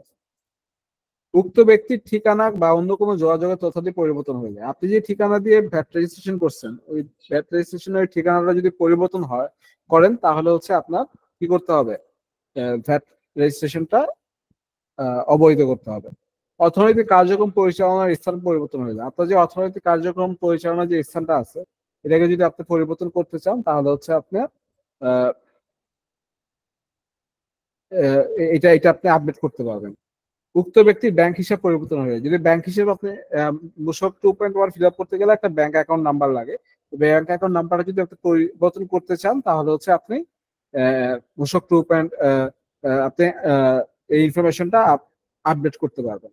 উক্ত ব্যক্তি কর্তৃক পরিচালিত একাধিক অর্থনৈতিক কার্যক্রমের প্রকৃতি পরিবর্তন হয়ে যায়। আপনার যদি একাধিক বিজনেস ওরিয়েন্টেড থাকে, মনে করেন আপনি একটা ব্যবসা খুলছেন, যার জন্য আপনি একটা সিঙ্গেল বিজনেস ইউনিটের জন্য পিন নিছেন, পরবর্তীতে দেখা গেছে আপনি ওই প্রতিষ্ঠানকে গ্রুপ অফ কোম্পানিজ করে ফেলছেন, সেক্ষেত্রে আপনার কি করতে হবে? আপনার হচ্ছে সেন্ট্রাল রেজিস্ট্রেশন নিতে হবে। সেক্ষেত্রে আপনার ওই সেম বিনটাকেই আপডেট করে নিতে পারবেন। কোনো মালিকানা বা অংশীদারিত্বে পরিবর্তন হলে, যদি অংশীদারিত্ব বা মালিকানায় কোনো পরিবর্তন হয় তাহলে হচ্ছে আপনি বিন রেজিস্ট্রেশনটা আপডেট করতে পারবে। এছাড়া অন্য কোনো পরিবর্তন সাধিত হলে, এর বাইরে যদি অন্য কোনো রকমের পরিবর্তন হয়, যদি নেম পণ্যের বিবরণে পরিবর্তন হয় বা র মেটেরিয়ালস এর পরিবর্তন হয়, তাহলে আপনি এটাকে কি করতে পারবেন, আপডেট করে নিতে পারবেন। স্বেচ্ছা নিবন্ধনের শর্তাবলী। একজন ব্যক্তি স্বেচ্ছা নিবন্ধন নিতে গেলে তাকে অবশ্যই নিম্নলিখিত শর্তাবলী পালন করতে হবে। একজন ব্যক্তি যদি স্বেচ্ছায় নিবন্ধন নিতে চায়, মানে সেলফ রেজিস্ট্রেশন যেটাকে বলে, তাহলে তার কিছু শর্তাবলী পালন করতে হবে। যেমন, স্বেচ্ছায় নিবন্ধিত ব্যক্তির উপর নিবন্ধিত অন্যান্য ব্যক্তির ন্যায় আইনের সকল বিধান বাধ্যবাধকতামূলক হবে। আপনি যদি নিজে থেকেই বিন ওপেন করেন, তাহলে আপনার উপর অন্য সকল বিন রেজিস্ট্রেশনের উপর বিন রেজিস্ট্রেশন যারা নিচ্ছে তাদের উপর যে আইনটা বলবৎ ছিল, আপনার উপরও সেই আইনটাই বলবৎ থাকবে। স্বেচ্ছায় নিবন্ধিত ব্যক্তি নিবন্ধনের তারিখ হইতে অন্যান্য 1 বছর অতিক্রান্ত হওয়ার পূর্বে নিবন্ধন বাতিলের আবেদন করিতে পারবেন না। স্বেচ্ছায় যিনি ভ্যাট রেজিস্ট্রেশন নিবেন, উনি নিবন্ধনের তারিখ হইতে 1 বছর অতিক্রান্ত হওয়ার আগ পর্যন্ত উনি হচ্ছে এই ভ্যাট নিবন্ধন বাতিলের জন্য আবেদন করতে পারবেন না বা 2.4 মূসক ফিল আপ করতে পারবেন না। স্বেচ্ছায় নিবন্ধিত ব্যক্তি নিবন্ধিত হওয়ার তারিখের পরবর্তী কর মেয়াদে প্রথম দিন হইতে কর প্রদান করিবেন। যিনি নিজ থেকে আপনার স্বেচ্ছায় মানে ভ্যাট রেজিস্ট্রেশন নিবেন, উনি পরবর্তী যে কর মেয়াদ, মানে আপনি মনে করেন এই জুন মাসে এসে আপনি ভ্যাট রেজিস্ট্রেশন নিছেন, এই জুন মাসের ভ্যাটটা আপনি কবে দিবেন? এই জুন মাসের ভ্যাটটা দিবেন আপনি জুলাই মাসের 15 তারিখে বা বর্তমান নতুন আইন অনুযায়ী 25 তারিখে। সো ওই জুন মাসের থেকেই হচ্ছে কি কিন্তু আপনার ভ্যাটের রিটার্নটা সাবমিট করতে হবে। স্বেচ্ছায় নিবন্ধিত ব্যক্তি প্রয়োজনীয় রেকর্ডপত্র অর্থ বৎসর ভিত্তিতে সংরক্ষণ করবেন, যাতে সহজেই যে কোনো সময় পরীক্ষা করা যায়। এবং যিনি স্বেচ্ছায় নিবন্ধিত করবেন বা সেলফ রেজিস্ট্রেশন করবেন, উনি ওনার হিসাবে কাগজপত্র সবকিছু গুছায় নেবেন, যাতে কোনো অডিট হইলে সহজেই এই অডিটে এটা ধরা পড়ে, মানে অডিটটা করতে পারে। স্বেচ্ছায় নিবন্ধিত ব্যক্তি যে কোনো ইলেকট্রনিক্স তথ্যাদি যথাযথ নিরাপত্তা সহ সংরক্ষণ করবেন, যাতে উহা সহজেই ব্যবহার করা যায়। যে কোনো রকমের ইলেকট্রনিক্স তথ্যাদি, মনে করেন এখন আপনার ভ্যাটের জন্য কিন্তু মেশিন আছে, কিছু সফটওয়্যার আছে, সেগুলোকে বলা হয় ইলেকট্রনিক তথ্যাদি। এই তথ্যাদিগুলি যথাযথভাবে সংরক্ষণ করবেন, যাতে পরবর্তীতে এগুলো সহজেই ব্যবহার করা যায়।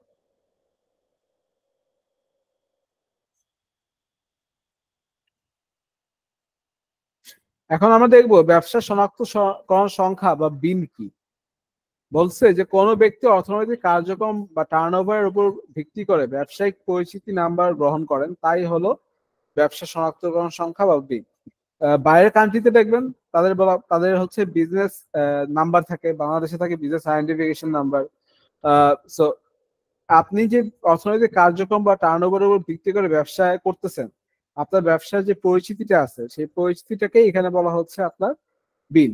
এই ব্যবসা শনাক্তকরণ সংখ্যার মাধ্যমে ব্যক্তির অর্থনৈতিক কার্যক্রমের প্রকৃতি ও কার্যক্রম বোঝা যায় না। একটি বিনের অঙ্কের সংখ্যা থাকে 13 ডিজিটের, যা দ্বারা একজন করদাতাকে সহজে শনাক্ত করা যায়।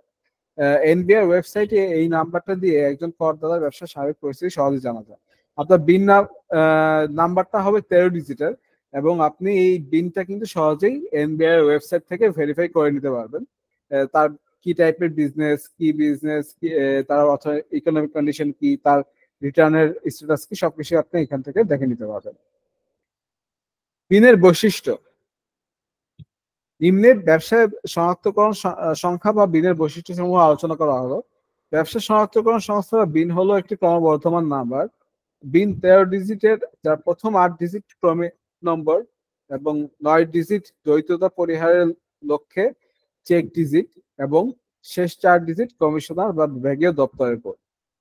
সো বলা হয়েছে যে ব্যবসা শনাক্তকরণ সংখ্যা বা বিন হচ্ছে একটা ক্রমবর্ধমান নাম্বার, একটা 13 ডিজিটের নাম্বার। এই 13 ডিজিটের নাম্বারটাকেও আবার বিভিন্ন ভাগে ভাগ করা হয়েছে। যেমন এটা প্রথম 8 ডিজিট হচ্ছে ক্রমিক নাম্বার, মানে সিরিয়াল নাম্বার। আপনার যেই অ্যাপ্লাই করতেছেন অ্যাপ্লিকেশনের সিরিয়াল নাম্বার হচ্ছে প্রথম 8 ডিজিট। তারপর নবম ডিজিট, 9তম ডিজিট হচ্ছে আপনার একই বিন যাতে একাধিক না হয়, দ্বৈততা পরিহার না হয় সে কারণে। এবং শেষ 4 ডিজিট হচ্ছে আপনার কোন কমিশনারেট এবং আপনার কোন বিভাগীয় দপ্তরের কোড, সেটা হচ্ছে ওই বিন নাম্বারের মধ্যে থাকে। তো একটা বিন নাম্বারের মধ্যে কি থাকে, প্রথম 8 ডিজিট হচ্ছে তার ক্রমিক নাম্বার, 9 নাম্বার ডিজিট হচ্ছে তার ইউনিক নাম্বার, আর লাস্ট 4 ডিজিট হচ্ছে তার বিভাগ কমিশনারেট এবং বিভাগীয় দপ্তরের কোড। একটা প্রতিষ্ঠানে বিনের প্রথম 9 ডিজিট কখনো পরিবর্তন হয় না। একটা প্রতিষ্ঠানের বিনের 9 ডিজিট কখনো পরিবর্তন হয় না, শুধুমাত্র পরিবর্তন হয় পরের ডিজিটগুলো। একটি প্রতিষ্ঠানের টার্নওভার হতে মূসক ব্যবস্থায় নিবন্ধিত বা মূসক টার্নওভার স্থানান্তরিত হলেও একই নম্বর প্রযোজ্য হবে। এক কমিশনারেট হতে আরেক কমিশনারেট স্থানান্তরের ক্ষেত্রে 9 ডিজিট কখনো পরিবর্তন হয় না, শুধু শেষ 4 ডিজিট কমিশনার কোড পরিবর্তন হয়। মনে করেন আপনি সেগুনবাগিচা কমিশনারেটে বিন রেজিস্ট্রেশন করছেন, এখন আপনি আপনার ব্যবসাটা নিয়ে চলে যাচ্ছেন সূত্রাপুরে। তো সূত্রাপুরে কমিশনারেটে আপনি এই বিনটা চেঞ্জ করতে যাচ্ছেন, সেক্ষেত্রে আপনার বিন নাম্বার প্রথম 9 ডিজিট চেঞ্জ হবে না, শুধুমাত্র সূত্রাপুরের যে কমিশনারেটের যে 4 ডিজিট আছে ওই 4 ডিজিটটা এখানে পরিবর্তন হবে সেগুনবাগিচার জায়গায়। ব্যবসায় শনাক্তকরণ বা বিন থাকার সুফল। তো বিন রেজিস্ট্রেশন বা ভ্যাট রেজিস্ট্রেশন থাকার কি কি সুফল আছে সেটা আমরা এখন দেখবো। ব্যবসায় শনাক্তকরণ সংখ্যা বা বিন থাকলে একটা ব্যবসায় প্রতিষ্ঠানের যে সকল সুফল পরিলক্ষিত হয় তা নিম্নে আলোচিত করা হবে। যেমন ব্যাগেজ আমদানি ব্যতীত অন্য সকল আমদানি রপ্তানি করা যায়, আপনি ব্যাগেজ ছাড়া অন্য সকল আমদানি রপ্তানি করতে পারবেন। নিবন্ধিত তালিকাভুক্ত ব্যক্তির নামে ভূমি বা ভবন নিবন্ধন করা যায়, আপনার তার নিবন্ধিত বা তালিকা ব্যক্তির নামে হচ্ছে ভূমি বা ভবন আপনি নিবন্ধন করতে পারবেন। আমদানি নিবন্ধন সনদ, রপ্তানি নিবন্ধন সনদ গ্রহণ করা যায়। আপনি ইম্পোর্টের জন্য আইআরসি, এক্সপোর্টের জন্য ইআরসি আপনি গ্রহণ করতে পারবেন। কোনো উৎসে কর্তনকারী সত্তা সরবরাহ প্রদান করা যায়। ভিডিএস যেটাকে বলা হয় ভ্যাট ডিডাক্টেড এট সোর্স, ভ্যাট ডিডাক্টেড এট সোর্স বা ভিডিএসটা আপনি এখানে প্রদান করতে পারবেন। কোনো টেন্ডারে অংশগ্রহণ করা যায়, যে কোনো টেন্ডারে আপনি অংশগ্রহণ করতে পারবেন। কোনো সংস্থায় তালিকাভুক্ত হওয়া যায়, যে কোনো ট্রেড বডি যেমন এফবিসিসিআই, এমসিসি, সিসিআই, বেসিস, যে কোনো সংস্থার সাথে আপনি তালিকাভুক্ত হইতে পারবেন। বন্ড লাইসেন্সের অনুমতি পাওয়া যায়, আপনি যদি বন্ড লাইসেন্সের অনুমতি চান এই অনুমতিটা পেতে পারবেন।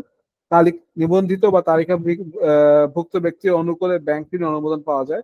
আপনি যদি বিল রেজিস্ট্রেশন থাকে তাহলে হচ্ছে আপনার ব্যাংক ঋণ পাওয়াটা অনেক ইজি হয়ে যায়। এবং বোর্ড কর্তৃক আদেশ দ্বারা নির্ধারিত অন্যান্য ক্ষেত্রে বিভিন্ন রকমের সুবিধা পাওয়া যায় এবং বিভিন্ন সময় বিভিন্ন রকমের সুবিধা এনবিআর আপনাকে দিবে। বিভিন্ন কোম্পানিতে কিন্তু মাঝে মাঝে বিভিন্ন রকম এসআরওর মাধ্যমে এনবিআর বিভিন্ন রকমের সুবিধা প্রদান করে। সো আপনার যদি পিন নাম্বার থাকে তাহলে আপনি এই সুবিধাগুলো পেতে পারেন। এখন আমরা দেখব যে মূসক দলিলাদি বা আবেদনের জন্য কি কি ডকুমেন্টস দরকার হয়। তো মূসক নিবন্ধনের জন্য কি কি কোনো ব্যক্তি বা ভ্যাট নিবন্ধিত হইতে চাইলে তাকে আবেদনের সাথে যে অত্যাবশ্যকীয় দলিলাদি দাখিল করতে হবে তা নিম্নরূপ। প্রথম হচ্ছে প্রযোজ্য সকল তথ্য সন্নিবেশিত করে মূল্য সংযোজন করার নিবন্ধনের আবেদনপত্র ফর্ম মূসক 2.1। সো আপনার মূসক 2.1টা ফার্স্টে আপনার দিতে হবে। আবেদনকারী ট্রেড লাইসেন্স, আপনার ট্রেড লাইসেন্স দিতে হবে। আবেদনকারী জাতীয় পরিচয়পত্র বা পাসপোর্টের কপি দিতে হবে। আবেদনকারী টিআইএন সার্টিফিকেট দিতে হবে। আবেদনকারীর আমদানিকারক হন তাহলে তার আইআরসি দিতে হবে। আবেদনকারী যদি রপ্তানিকারী হন তাহলে তার ইআরসি দিতে হবে। আবেদনকারী উৎপাদনকারী হন সেক্ষেত্রে তার পণ্য বা ব্যবহৃত উপকরণ সম্পর্কিত ঘোষণা সেটা দিতে হবে। আবেদনকারীর ব্যাংক অ্যাকাউন্ট সম্পর্কিত যাবতীয় তথ্যাদি দিতে হবে। লিমিটেড কোম্পানির ক্ষেত্রে memorandum of articles, association of articles and certificate of incorporation এগুলো প্রোভাইড করতে হবে। পার্টনারশিপ ব্যবসার ক্ষেত্রে অংশীদারিত্ব চুক্তিপত্র দিতে হবে। মূলধনী যন্ত্রপাতির তালিকা দিতে হবে। ফ্যাক্টরির ক্ষেত্রে ফ্যাক্টরি লেআউট এবং ব্লুপ্রিন্ট দিতে হবে। পুনঃনিবন্ধনের ক্ষেত্রে 11 ডিজিট বিশিষ্ট নিবন্ধন পত্রের কপি দিতে হবে। কেন্দ্রীয় নিবন্ধনের জন্য সংশ্লিষ্ট সকল বিক্রয় কেন্দ্রের শাখার তালিকা দিতে হবে। এখন বলা হয়েছে নিবন্ধন বা তালিকাভুক্তির স্থান কোথায় আপনি নিবন্ধন হইতে পারবেন। বলা হয়েছে মূল্য সংযোজন করার সম্পর্ক শুল্ক বিধিমালা, এটা আইনে নাই, এটা বিধিতে বলা হচ্ছে। বিধিমালা বিধি 4-এর উপবিধি 2 অনুযায়ী কোনো ব্যক্তি বা ভ্যাট নিবন্ধিত হতে চাইলে তাকে যে সকল স্থানে বা আবেদনপত্রের দলিলাদি দাখিল করতে হবে তা নিম্নরূপ। অনলাইনে বোর্ডের ভ্যাট অনলাইন সিস্টেমে আপনি ভ্যাটের বা বোর্ডের অনলাইন সিস্টেমে আবেদন করতে পারবেন। আবেদনকারী সুবিধাজনক হয় এমন কোনো কাস্টম, এক্সাইজ বা ভ্যাট কমিশনারেট বা বিভাগীয় দপ্তর, আবেদনকারী সুবিধা হয় এমন কোনো অফিস বা বিভাগীয় দপ্তর বা কাস্টমস, এক্সাইজ বা ভ্যাট কমিশনারেটে আপনি এটা আবেদন করতে পারবেন। বোর্ড বা কমিশনারেট কর্তৃক নির্ধারিত কোনো সেবা বা পণ্য, বোর্ড বা সংশ্লিষ্ট কমিশনার কর্তৃক কোনো সেবা বা পণ্য যদি হয়ে থাকে, বোর্ড বা সংশ্লিষ্ট কমিশনার কর্তৃক কোনো মেলা, আপনার অনেক সময় দেখা থাকে আয়কর মেলা হয় বা বিভিন্ন রকমের মেলা হয় ভ্যাট রেজিস্ট্রেশনের জন্য বা ওই রাজস্ব আহরণের জন্য, ওই মেলা থেকে আপনি ভ্যাট রেজিস্ট্রেশন করতে পারবেন বোর্ড কর্তৃক আদেশ দ্বারা নির্ধারিত কোনো স্থান। এবং বোর্ড যদি কোনো নির্ধারিত আদেশ দিয়ে থাকে যে অমুক স্থানে আপনি ভ্যাট রেজিস্ট্রেশন নিতে পারবেন, সেটা আপনি এখান থেকে নিয়ে নিতে পারবেন। ভাইয়া এখানে আমার একটা প্রশ্ন ছিল, যেমন আপনার বলেন। এইখানে তো দুইটা জিনিস, আপনার ধরেন যদি ইনকাম ট্যাক্সের হয় সেটা হলো কর কমিশনার স্থানীয়, আর যদি ভ্যাটের কাজ হয় সেটা কাস্টম এক্সাইজ ভ্যাট কমিশনার, দুইটা মানে একই জেলায় তো দুইটা অফিস আছে, তাই না? দুইটার জন্য দুই জি জি জায়গায় জি। আপনি ভ্যাটের ক্ষেত্রে ভ্যাট ট্যাক্স কমিশনের যেটা আছে ওইটা আপনি যোগাযোগ করবেন, আপনি ওই ইনকাম ট্যাক্সেরটা যোগাযোগ করবেন। হ্যাঁ, আর ওই যে আপনি যেটা বললেন যে নিবন্ধন নেওয়ার ক্ষেত্রে আগে তো 3 নম্বর নিতে হবে। এখন ধরেন আমি ব্যবসা শুরু করলাম, আমার তো কোনো ইনকামই শুরু হয়, তাহলে আমি তো আগে 3 নম্বর করতে হবে না আমাকে অনলাইন করে, তারপরে সেখানে ব্যাটারি করতে হবে? আগে আপনার টিন তো অবশ্যই করতে হবে। আপনার যদি হ্যাঁ, টিন সার্টিফিকেট না থাকে তাহলে তো আপনি বিনি করতে পারবেন, বিনি কি করতে রেজিস্ট্রেশন হবে? করতে পারবেন। একটা একটার সাথে রিলেটেড, কোরিলেটেড। আগে টিন ট্যাক্স আইডেন্টিফিকেশন নাম্বার বা টিন নিতে হবে, তারপর আপনি বিন রেজিস্ট্রেশন করতে হবে। তো ট্যাক্স আইডেন্টিফিকেশনের জন্য আপনার ট্যাক্সের আলাদা সার্কেল পড়বে, বিন রেজিস্ট্রেশনের জন্য আবার বিনের আলাদা সার্কেল নাম্বার পড়বে।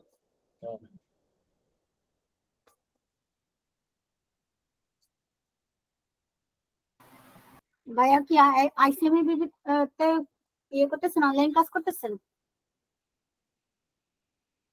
হ্যালো। আচ্ছা, আমরা হচ্ছে এতক্ষণে এখন আমরা দেখবো হচ্ছে কিভাবে কি কি কারণে নিবন্ধন বা বাতিলের আবেদন করা যায়। তো নিবন্ধন বাতিলের আবেদন কিভাবে করা যায় সেটা আমরা দেখবো। মূল্য সংযোজন করা সম্পর্ক শুল্ক আইন অনুযায়ী নিবন্ধিত ব্যক্তির আইনের ধারা 9 অনুযায়ী নিম্নলিখিত কারণে তার নিবন্ধন বাতিলের আবেদন করতে পারবেন। তো কি কি কারণে নিবন্ধনে বাতিল করা যায়? নিবন্ধিত ব্যক্তির করযোগ্য কার্যকলাপ বন্ধ হয়ে যায়, আপনার ইনকাম ট্যাক্স বা আপনার করযোগ্য কার্যকলাপ যদি বন্ধ হয়ে যায় তাহলে হচ্ছে আপনি বাতিলের আবেদন করতে পারবেন। আইনের বিধান অনুযায়ী ব্যক্তির কার্যকলাপ মূসক হতে অব্যাহতি হইলে, মানে আপনি আইনের বিধান অনুযায়ী আপনার কার্যকলাপ যদি ভ্যাট এক্সেম্পটেড হয়, অনেক সময় দেখা যায় যে আমরা কি করি, ভ্যাট এক্সেম্পটেড আইটেম নিয়ে বিজনেস করি, সেক্ষেত্রে আমি ভ্যাট রেজিস্ট্রেশনটা বাতিল করার জন্য অ্যাপ্লিকেশন করতে পারবো। কোন নিবন্ধিত ব্যক্তি বার্ষিক টার্নওভার 50 লক্ষ টাকা কম হলে, কোন নিবন্ধিত ব্যক্তি বার্ষিক টার্নওভার যদি 50 লক্ষ টাকা কম হয়, তাহলে আমি কি করতে পারবো, ভ্যাট রেজিস্ট্রেশনটা বাতিল করতে পারবো। নিবন্ধন গ্রহণ করার পর ব্যবসা কার্যক্রম শুরু করতে ব্যর্থ হইলে, আমি নিবন্ধন গ্রহণ করছি কিন্তু বিজনেসটা রান করতে পারিনি, ব্যর্থ হয়েছি, সেক্ষেত্রে আমি বিন রেজিস্ট্রেশনটা ক্যান্সেলের জন্য আবেদন করতে পারবো। স্বেচ্ছায় নিবন্ধিত ব্যক্তি নিবন্ধনের তারিখ হইতে পরবর্তী 1 বছরের টার্নওভার 3 কোটি টাকা কম হলে, যদি আপনার স্বেচ্ছায় যারা যে ব্যক্তিরা ভ্যাট নিবন্ধিত হবে তাদের পরবর্তী 1 বছরের টার্নওভার 3 কোটি টাকা কম হলে আপনি কি করতে পারবেন, ভ্যাট নিবন্ধন বাতিল করতে পারবেন। ভাইয়া কিছু মনে না করলে আরেকটু প্রশ্ন করি এখানে, আমি তো আসলে এই ডিপার্টমেন্টের না, এই জন্য আসলে ঘন ঘন প্রশ্ন করতেছি। এখানে ওই যে আপনি যেটা বলছেন কোন নিবন্ধিত ব্যক্তির বার্ষিক টার্নওভার, এখন এই টার্নওভার তো যে ব্যবসা করবে তার ব্যাংকের লেনদেনের উপরই টার্নওভার নির্ধারিত হবে নাকি? হ্যাঁ, তার তো ক্যাশ ট্রানজাকশনের উপর তো কোনো ভ্যাট আসবে না, ভ্যাট আসবে না আপনার ভ্যাট, ব্যাংক ট্রানজাকশনের উপরে। হ্যাঁ, তাহলে তো দিতে হবে। ঠিক আছে।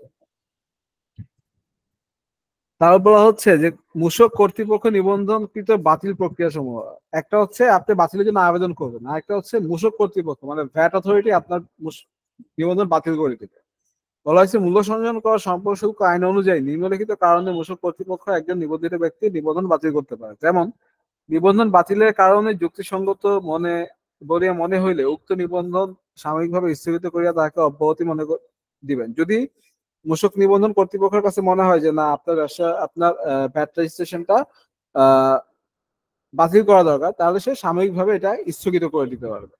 নিবন্ধনের আবেদন অসম্পূর্ণ বলে মনে হইলে, আপনি 2.1 ফিল আপ করছেন কিন্তু এটা প্রপারলি করেন না, এটা অসম্পূর্ণ, সেক্ষেত্রে আপনার নিবন্ধনটা বাতিল হয়ে যাবে।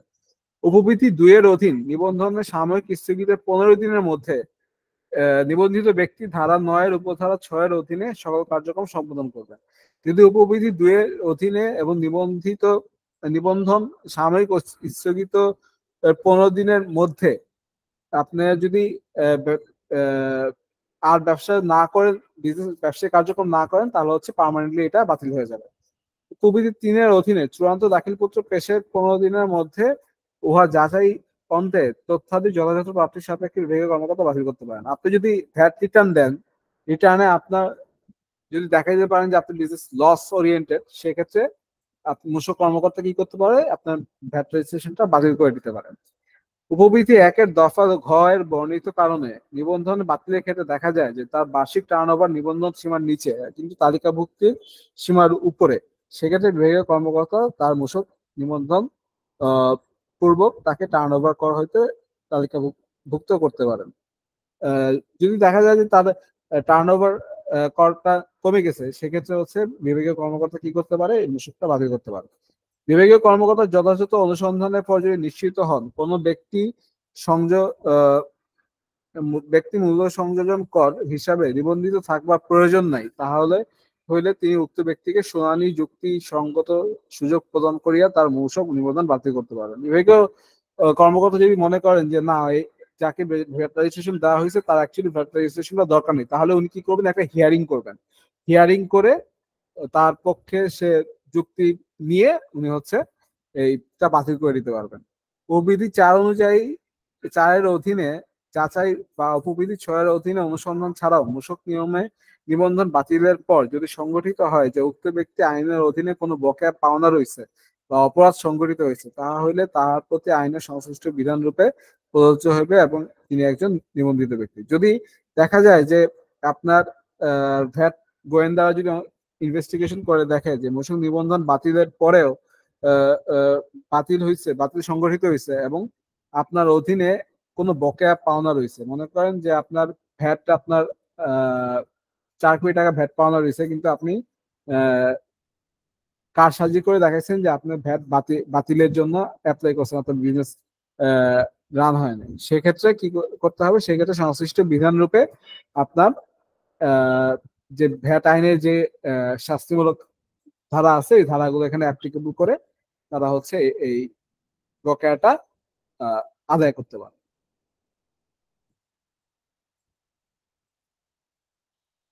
আচ্ছা, আমরা এখন ভ্যাট রেজিস্ট্রেশন নিয়ে ইন ডিটেলস ডিসকাশন করলাম। এখানে আমরা জাস্ট প্রশ্ন আকারে এগুলাকে, বইয়ে যদি আমরা যাইতাম, এটা বইয়ে অনেক বড় অনেক কিছু থাকতো, আমরা প্রশ্ন আকারে এগুলাকে, প্রশ্ন উত্তর আকারে এগুলাকে সাজায় এখানে নিয়ে আসছি।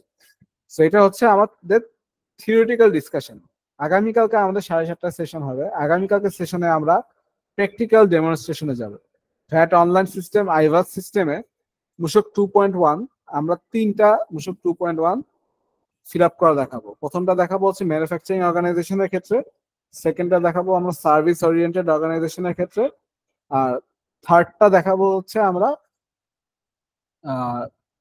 এক মালিকানা ব্যবসা বা ছোট ব্যবসা, যেগুলো ব্যবসা হচ্ছে আপনাদের টার্নওভার 3 কোটি টাকার কম, তাদের ক্ষেত্রে কিভাবে ভ্যাট রেজিস্ট্রেশন নিতে হয়। সো ভ্যাট রেজিস্ট্রেশনের ডেমনস্ট্রেশন দেখাবো আমরা 3টা। আগামীকালকে যেটা দেখাবো সেটা দেখাবো হচ্ছে আমরা ম্যানুফ্যাকচারিং অর্গানাইজেশনের উপরে। সো আজকে আমরা জাস্ট টাইম চেঞ্জ করা যাবে না, কারণ আমাদের এখানে অফলাইন সেশন হয় 7:30টার সময়, আমাদের এখানে স্টুডেন্টরা আছে, আমি যেটা 9:30 করি এখানে আসতে পারবো না। সো সেক্ষেত্রে যেটা হচ্ছে যে আমাদের এখানে যে টাইমিংটা আছে, টাইমিংটা ফিক্সড থাকবে 7:30 থেকে 9:30 পর্যন্ত 2 ঘন্টা। সো এর মধ্যে আমরা কি করব, আমরা হচ্ছে প্র্যাকটিক্যাল ডেমনস্ট্রেশনে চলে যাব আগামীকালকে। আমাদের প্রতিটা টার্মসের পলিসিটা এরকমই হবে, প্রথমে আমরা যেটা নিয়ে কাজ করব তার থিওরিটিক্যাল ডিসকাশনটা আগে করব, তারপর হচ্ছে আমরা প্র্যাকটিক্যাল ডেমনস্ট্রেশনে যাব। সো আজকে আমরা ভ্যাট রেজিস্ট্রেশনের আদ্যপান্ত নিয়ে আলোচনা করলাম। আমি হচ্ছে এই ফাইলটা আপনাদের সাথে শেয়ার করে দিব আজকে রেকর্ডিং এর সাথে।